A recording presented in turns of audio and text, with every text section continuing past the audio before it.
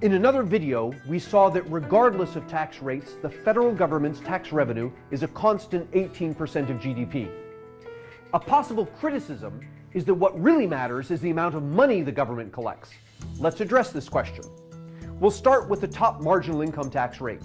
This is the income tax rate that applies to the richest Americans. In 1954, the top marginal income tax rate was 91%, and the government collected tax revenues of about $2,600 per person. Now, fast forward 10 years.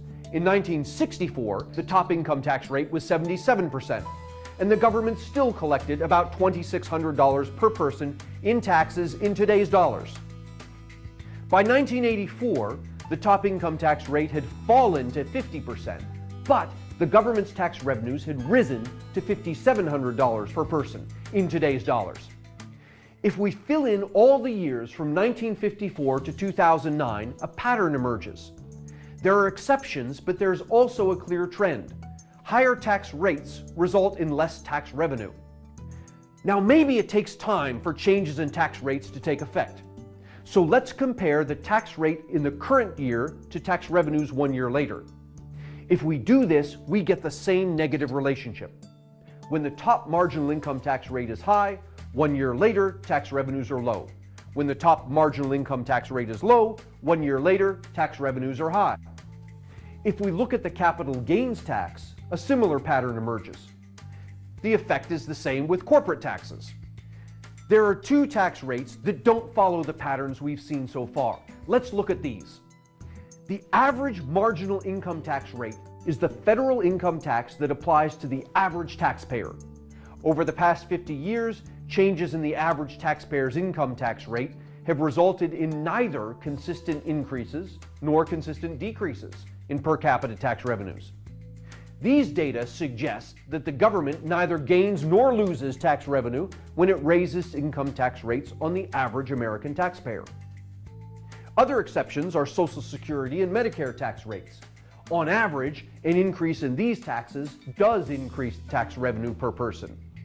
However, there's no such thing as a free lunch.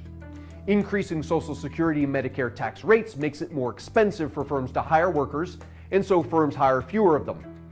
Over the past 50 years, each 1 percentage point increase in Social Security and Medicare tax rates has been followed 1 year later by a 0.1% increase in the unemployment rate. A possible reason why increases in Social Security and Medicare tax rates increase tax revenue is that these taxes are the hardest to avoid. With the proper use of deductions and exemptions and offsets and tax credits, and by delaying or changing the form of one's compensation, federal income tax, capital gains tax, and many other taxes can at least be partially avoided. But when the government raises Social Security and Medicare tax rates, tax revenue rises because Social Security and Medicare tax rates are subject to far fewer loopholes and so are much more difficult to avoid. What this suggests is that the right discussion is not how to raise tax revenue, but how to simplify the tax code.